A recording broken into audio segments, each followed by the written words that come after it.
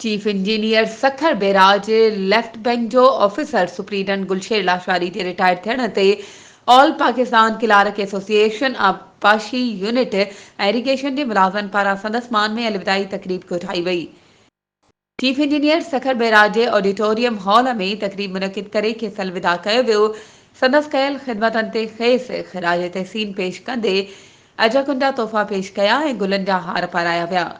अलविदाई तकरीब में मौजूद सखर बैराज लेफ्ट बैंक आबपाशी खाते जे ख़ालिद खान ऐं आबका अॻवाननि शब्बीर सुमरो शहबान डहर हैदर मीराणी मुनीर बुरड़ो हुज़ूर बख्श लाशारी लतीफ़ सेवड़ो ऐं ॿिए स्टाफ पारां मोहबतुनि जो इज़हार कयो। उन मौक़े ते एसी ख़ालिद खान चयो त ऑफिस सुप्रीडेंट गुलशेर लाशारी जे ऑफिस वर्क लाइ कयल ख़िदमतुनि खे हमेशह यादि रखियो वेंदो।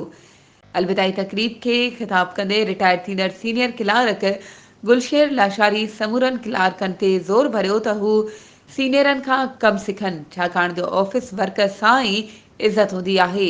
इन लाइ मुंहिंजी समूरनि जूनियरनि खे गुज़ारिश आहे त हू सीनियर्स खां कम सिखनि। मां एसी ख़ालिद खान समेत सभिनी दोस्तनि जो थोराइतो आहियां जिन इज़त बख़्शे मान ॾिनो।